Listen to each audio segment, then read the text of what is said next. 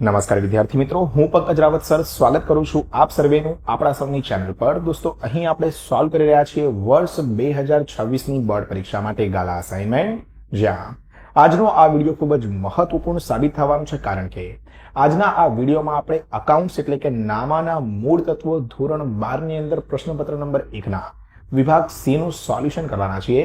તો ફટાફટથી આપ સર્વે વિદ્યાર્થી મિત્રો આ વિડીયોને લાઈક અને શેર કરીને બન્યા રહેજો વિડીયો અંત સુધી, જેથી કરીને અત્રે સમજાવેલા આ મહત્વપૂર્ણ સોલ્યુશનની અંદર આપ સર્વે વિદ્યાર્થી મિત્રોને ખ્યાલ આવી શકે।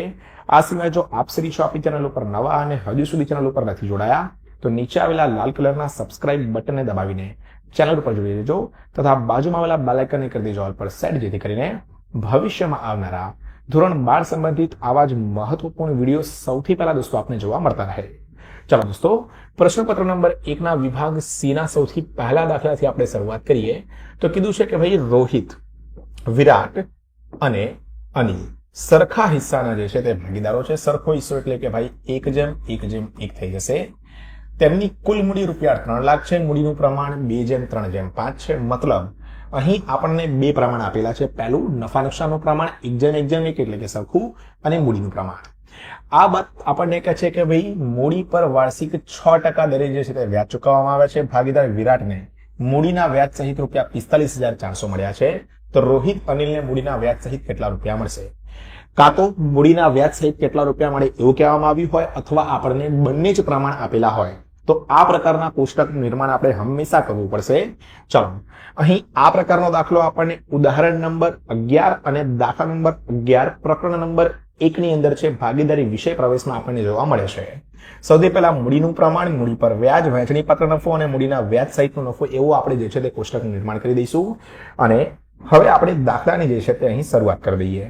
તો સૌથી પહેલામાં પહેલું આપણે યાદ રાખીશું, રોહિત, વિરાટ, અનિલ સરખા હિસ્સાના ભાગીદારો હતા। આપણે મૂડીનું પ્રમાણ સૌથી પહેલા 2:3:5 જે છે તે અહીંયા વહેંચી દઈએ। પેઢીનો કુલ નફો કેટલો છે? રૂપિયા 3 લાખ। 3 લાખ ગુણાકારમાં 2, ભાગાકારમાં આપણે 10 કરીએ તો સૌથી પહેલામાં પહેલું રોહિત માટે આપણે ચેક કરી લઈએ કેટલું આવે છે। તો રોહિત માટે જે છે તે આવી જશે રૂપિયા 60,000। ત્યારબાદ વિરાટ માટે ગણી લઈએ તો 3 લાખ ગુણાકારમાં 3, ભાગાકારમાં 10 તો 90,000। અને અનિલ માટે રૂપિયા 3 લાખ ગુણાકારમાં 5, ભાગાકારમાં 10 તો આવી જશે 1,50,000। બરાબર, બહુ જ સિમ્પલ કેલ્ક્યુલેશન છે। એવી રીતે ના કરવું હોય તો આની એક બીજી રીત પણ છે, તમે એ રીતે પણ કરી શકો। કઈ રીતે?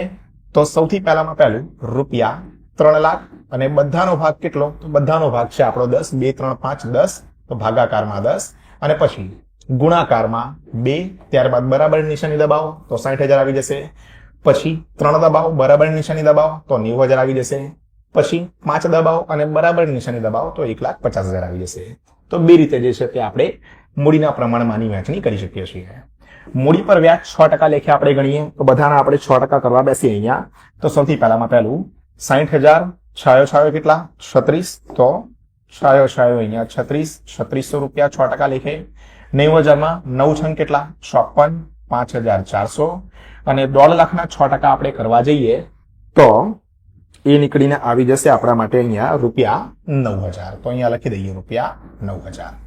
આ શું થઈ ગયું? 6% લેખે જે છે તે મૂડી ઉપર વ્યાજ ગણી લીધો આપણે। હવે આપણને શું કીધું હતું ભાઈ કે વિરાટને મૂડીના વ્યાજ સહિત 45,400 મળે છે। વિરાટને બરોબર મૂડીના વ્યાજ સહિત મળતો નફો કેટલો છે ભાઈ? 45,400। તો મૂડીના વ્યાજ સહિત જો આને 45,400 મળે તો આમાંથી ઉપરની રકમ જે છે 45,400 માંથી 5,400 આપણે બાદ કરી દઈએ તો કેટલા આવે? 40,000 રૂપિયા। મતલબ અહીં 40,000 રૂપિયા વિરાટને વહેંચણી પાત્ર નફો મળે છે। વહેંચણી પાત્ર નફો બધાનો કેવો છે? સરખો છે, મતલબ 1:1:1 ના પ્રમાણમાં છે। તો 45,400 મૂડીના વ્યાજ સહિતનો નફો કોનો હતો? વિરાટનો। એમાંથી મૂડી પર વ્યાજ 5400 બાદ કરતા જો વિરાટને 40,000 મળે અને બધાનો નફા નુકસાનનું પ્રમાણ સરખું હોય તો બાકીના બંને ભાગીદારોને પણ કેટલું જ મળશે? 40,000 અને 40,000। બરાબર, બંનેનો શું કરી દઈએ હવે સરવાળો? 40,000 વત્તા 9 કેટલા થઈ જશે ભાઈ? 49,000। સેમ 40,000 વત્તા 3600 કેટલા થઈ જશે? 43,600। અને આ રીતે સૌથી પહેલો દાખલો જે છે આપણો 31 નંબરનો દોસ્તો, તે અહીંયા આપણે શું કરી દીધો છે, અહીંયા સોલ્વ કરી દીધો છે. તો આ રીતે સૌથી પહેલા નંબરનો દાખલો જે છે આપણો તે અહીંયા થઈ ગયા છે સોલ્વ 31 નંબરનો. ત્યારબાદ દોસ્તો વાત કરીએ નેક્સ્ટની, જ્યાં આપણને આપવામાં આવેલું છે 32 નંબરનો દાખલો કે આજુબાજુ અને કાજુ એક પેઢીના ભાગીદારો છે, તેમની વચ્ચે નફાની વહેંચણીનું પ્રમાણ 5:4:3 નું છે. 5:4:3 નું જે પ્રમાણ આપેલું છે આપણને તે આપણું જૂનું પ્રમાણ છે. શું કીધું છે, ભવિષ્યમાં આ લોકો પ્રમાણ બદલીને 2:2:1 કરવાનું નક્કી કરે છે. લાભનું પ્રમાણ શોધો. લાભ એટલે શું, લાભનું પ્રમાણ બરાબર નવો ભાગ માઇનસ જૂનો ભાગ, અને ત્યાગ કે તો જૂનો ભાગ માઇનસ નવો ભાગ. સૌથી પહેલા આજુનો કયો ભાગ લેવાનો છે આપણે, નવો ભાગ. ચલો તો 2 ટોટલ કેટલું છે આનું, 5, 2 + 2 4, 4 ને કેટલા 5, 5 અને 4 કેટલા 9, 9 ને 3 કેટલા 12, આનું કુલ થઈ જશે અહીંયા 12. ચલો એક એક કરીને લખી દઈએ. સૌથી પહેલા આજુ માટે આપણે લખીએ. આજુનો નવો ભાગ કેટલો, તો કે ભાઈ 2 ના ભાગાકારમાં 5. ચલો બાજુનો પણ કેટલો, 2 ના ભાગાકારમાં 5. કાજુનો કેટલો, 1 ના ભાગાકારમાં 5. ચલો માઇનસ માઇનસ માઇનસ, જૂનો ભાગ કેટલો, 5 ના ભાગાકારમાં કેટલા 12, કારણ કે ટોટલ 12 છે. અહીં બાજુ માટે કેટલા થઈ જશે આપણા, 4 ના ભાગાકારમાં 12, અને કાજુ માટે કેટલા, 3 ના ભાગાકારમાં 12. બરાબર. હવે લસા લઈએ કે ડાયરેક્ટ ગુણાકાર કરીએ. આધાર કેટલો મળે આપણને, 12 × 5 = 60, 60 અને 60. રેડી. ચલો હવે અહીં 60 છે, મારે 5 માં 60 લાવવા હોય તો શેની વડે ગુણાકાર કરવો પડે આપણે, તો ભાઈ આપણે ગુણાકાર કરવો પડે 12 વડે. 12 × 5 = 60 તો નીચે આવી ગયા. ઉપર પણ સેમ સંખ્યા જોડે 12 × 2 કેટલા થઈ જાય ભાઈ, 24 થઈ જાય. અહીંયા કોઈ જોડે ગુણાકાર કરવો પડે 60 લાવવા માટે, 5 જોડે 12 × 5 = 60. તો પાયો કેટલા 25. શું જવાબ આવ્યો આપણો, -1 ના ભાગાકારમાં કેટલા 60. ચલો બીજું કરીએ. અહીંયા સેમ 12 ની જોડે ગુણાકાર કરીએ, 12 × 5 = 60 થઈ જાય, પરંતુ અહીંયા 12 × 2 = 24. સેમ અહીંયા 12 × 5 = 60. 5 નો ગુણાકાર 4 જોડે, 5 ચોક કેટલા થઈ જાય ભાઈ, 20 થઈ જાય. 4 ના ભાગાકારની અંદર 60. ત્યારબાદ અંતમાં અહીંયા કેટલા 12, 12 × 5 = 60 થઈ ગયા. 12 એકા કેટલા થાય, અહીંયા 12 થઈ જાય. અને અહીંયા કેટલા 12 × 5 = 60, તો 5 તરીકે કેટલા 15. 12 - 15 એટલે કેટલા, -3 ના ભાગાકારમાં 60. હવે એક વસ્તુ આપણને ખબર હોવી જોઈએ, જે વસ્તુ આપણે શોધીએ છીએ તે વસ્તુ હંમેશા શેમાં આવે, પ્લસમાં આવે, અને જે માઇનસ આવે બરોબર એનું શું થઈ ગયું, ઊંધું. શું શોધવાનું હતું ભાઈ, આપણે લાભ શોધવાનું હતું. તો શું લખી દઈશું, બાજુનો લાભ કેટલો 4/60. આ બંને શું કર્યો છે અહીંયા, ત્યાગ. બરાબર. તો લખી દઈશું આજુનો ત્યાગ બરાબર 1 ના ભાગાકારમાં 60, અને સેમ એવી રીતે કાજુનો ત્યાગ બરાબર 3 ના ભાગાકારમાં 60. અને આ રીતે આપણો 32 નંબરનો દાખલો જે છે તે પણ શું થઈ જાય દોસ્તો, સોલ્વ થઈ જાય. એકદમ સહેલી રીત છે તમામે તમામ દાખલાઓને સોલ્વ કરવાની. બરાબર. સરળતાથી આપણે દાખલો સોલ્વ કરી લઈએ, કોઈ પણ પ્રકારની સમસ્યા આપણને જે છે તે નડવાની નથી. અહીંયા દોસ્તો ખાસ જણાવી દઉં કે આપણા ટ્યુશન ક્લાસીસ ડેક્સ એકેડમીની અંદર દિવાળી પછીની સેકન્ડ ટર્મની બેચીસ જે છે તે શરૂ કરી દેવામાં આવી છે.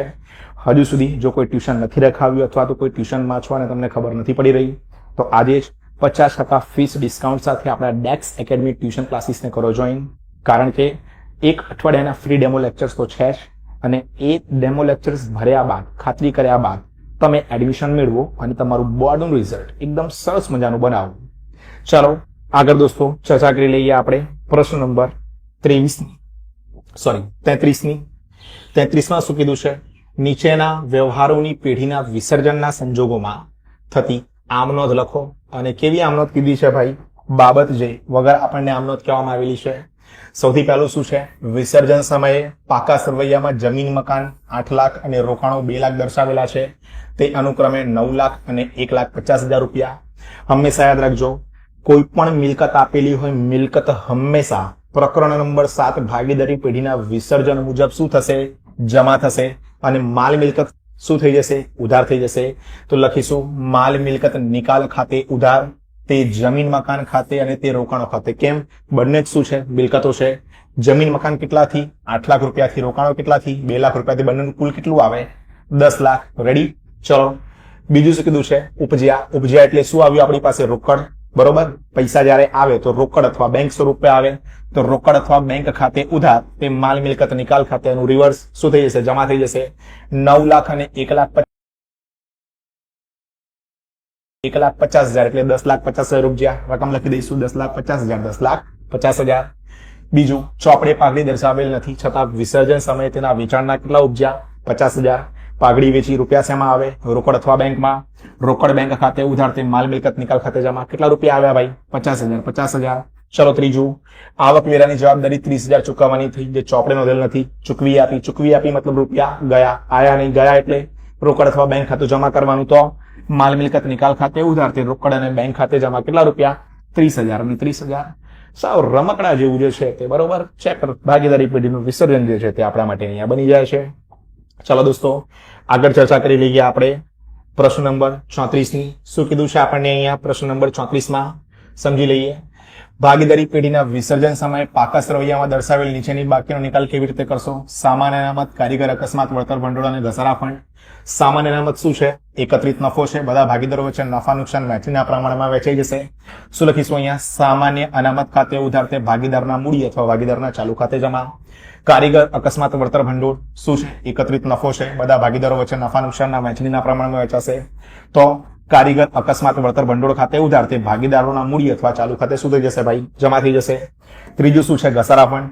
ઘસારા ફંડ એ મિલકત સામેની જોગવાઈ છે. ખાતું બંધ કરીને માલ મિલકત નિકાલ ખાતે ચોપડે કિંમત લઈ જવાશે. તો શું લખીશું આપણે? ઘસારા ફંડ ખાતે ઉધાર તે માલ મિલકત નિકાલ ખાતે જમા. આ રીતે પ્રશ્ન નંબર 34 જે છે દોસ્તો તે પણ અહીંયા સોલ્વ થઈ જશે. અહીં દોસ્તો ઇન્સ્ટાગ્રામ ઉપર જઈને હજુ સુધી @પંકજ રાવત સર કે પછી @ડેક્સ એકેડમી સર્ચ નથી કર્યું, ફોલો નથી કર્યું, તો અત્યારે સર્ચ કરો, ફોલો કરો, ડેક્સ એકેડમી ચેનલને સબસ્ક્રાઇબ કરો, જેથી કરીને મહત્વપૂર્ણ વિડીયોઝ, મહત્વપૂર્ણ અપડેટ્સ સૌથી પહેલા દોસ્તો આપને અહીંયા મળતી રહે. વોટ્સએપ ગ્રુપને જોઈન નથી કર્યું? 8866562578 નંબર ઉપર આજે સંપર્ક કરો. વોટ્સએપ ગ્રુપની લિંક ડિસ્ક્રિપ્શન બોક્સમાં પણ આપેલી છે, ત્યાંથી તે લિંક્સને જુઓ, ચેનલ ઉપર જોડાઓ. વધુ માહિતી જે છે તે આપેલા સ્ક્રીનના નંબર ઉપર જે છે તે કોલ કરીને મેળવો અને આપણું સરસ મજાનું આ બોર્ડનું સફર જે છે તે આવી રીતે જાળવી નાખો. ઓકે, પીડીએફમાં સહેજ લોચા થઈ ગયા છે પણ કશો વાંધો નહીં. શું કીધું છે આપણને કે આદિતિ લિમિટેડ તારીખ 1/6/2018 નો 201 એવા 8% 10,000 ડિબેન્ચર 5% પ્રીમિયમથી બહાર પાડ્યા, જે 31/5/2023 ના રોજ ડિબેન્ચર દીઠ 222 ની કિંમતે પરત કર્યા. જરૂરી આમનોંધ લખવાની છે બાબત જે વગર. સૌથી પહેલા અરજી અને મંજૂરીની આમનોંધ લખી દઈએ. શું છે? 1/6/2018. 1/6/2018 મુજબ પહેલી નોંધ શું આવશે? બેંક ખાતે ઉધાર રૂપિયા કેટલા? 21 લાખ. તે ડિબેન્ચર અરજી અને મંજૂરી ખાતે કેટલા? 21 લાખ. કઈ રીતે આવ્યા? તો જુઓ, 10,000 ડિબેન્ચર કેટલાના ભાવે? તો 201 એવા 8% 5% પ્રીમિયમ મુજબ, તો ગુણ્યા 210 રૂપિયા, 21 લાખ. પછી 1/6/2018 મુજબ ડિબેન્ચર અરજી અને મંજૂરી ખાતે ઉધાર 21 લાખ, ડિબેન્ચર બહાર પાડતા થયેલ નુકસાન ખાતે ઉધાર 2 લાખ. કઈ રીતે થશે? 10,000 ડિબેન્ચર ગુણ્યા 20 ના ભાવે, તે 8% ડિબેન્ચર ખાતે જમા 20 લાખ, તે જામીનગીરી પ્રીમિયમ અનામત ખાતે જમા 1 લાખ, તે ડિબેન્ચર પરત પ્રીમિયમ ખાતે જમા કેટલા? 2 લાખ. શું ભાવે? 10,000 ડિબેન્ચર 200 ના ભાવે, 10,000 ડિબેન્ચર 10 ના ભાવે અને 10,000 ડિબેન્ચર 20 ના ભાવે. ત્યારબાદ બીજી બે નોંધો 31/5/2023 માટે 8% ડિબેન્ચર ખાતે ઉધાર કેટલા? રૂપિયા 20 લાખ. ડિબેન્ચર પરત પ્રીમિયમ ખાતે ઉધાર કેટલા? રૂપિયા 2 લાખ. તે ડિબેન્ચર હોલ્ડર્સ ખાતે જમા કેટલા? 22 લાખ. 10,000 ડિબેન્ચર ગુણ્યા 220 ના ભાવે 31/5/2023 ની આમનોંધ થઈ જશે. ડિબેન્ચર હોલ્ડર્સ ખાતે ઉધાર રૂપિયા 22 લાખ, તે બેંક ખાતે જમા 22 લાખ. 10,000 ડિબેન્ચર 220 ના ભાવે. આ મુજબ 35 નંબરનો દાખલો જે છે દોસ્તો તે પણ અહીંયા થઈ જશે સોલ્વ. ચાલો આગળ ચર્ચા કરીએ છેલ્લા અને અંતિમ પ્રશ્નની. શેર અને ડિબેન્ચર વચ્ચેનો તફાવત આપો. બરોબર, ઘણી બધી વખત જે છે તે 3 ગુણની અંદર પૂછાતો અહીંયા આપણો ખૂબ મહત્વપૂર્ણ પ્રશ્ન. શેર અને ડિબેન્ચરનો તફાવત આપણને 3 થી 4 મુદ્દા લખીએ તો ચાલે, પરંતુ અહીંયા આપણે જેટલા મુદ્દા બની રહ્યા છે તમામ મુદ્દા દર્શાવી દીધા છે. સૌથી પહેલામાં પહેલું મૂડીનો પ્રકાર, વળતરની ખાતરી, ગીરો કે બોજ. ત્યારબાદ અધિકાર, વટાવથી બહાર પાડવા અંગેના નિયમન, રૂપાંતરિત પરત કરવા અંગે અને વિસર્જન સમયે. તો આ રીતે દોસ્તો વિભાગ નંબર સી જે છે પેપર નંબર 1 માટે તે આપણું થઈ જાય છે અહીંયા સોલ્વ. આશા રાખું છું સમજાવેલા સોલ્યુશનમાં વિગતવાર રીતે આપ સર્વે વિદ્યાર્થી મિત્રોને ખ્યાલ આવી ગયો હશે. આ સિવાય અને ઘણા બધા અસાઇનમેન્ટ ગાલાના વિડીયોઝ આપણે સોલ્વ કરાવેલા છે. તમામ વિડીયોઝની લિંક્સ નીચે કમેન્ટ બોક્સમાં, ડિસ્ક્રિપ્શન બોક્સમાં ઉપર આવેલા આઈ બટન દ્વારા જોવા મળી જશે. ત્યાંથી તે તમામ વિડીયોઝને અચૂકથી નિહાળજો. હાલ આજના વિડીયોમાં આટલું જ રાખીએ છીએ. મળીએ છીએ જલ્દી જ એક નવા વિડીયોમાં આવા જ કેટલાક મહત્વપૂર્ણ સોલ્યુશનની સાથે. ત્યાર સુધી થેન્ક યુ સો મચ. જય હિન્દ, વંદે માતરમ.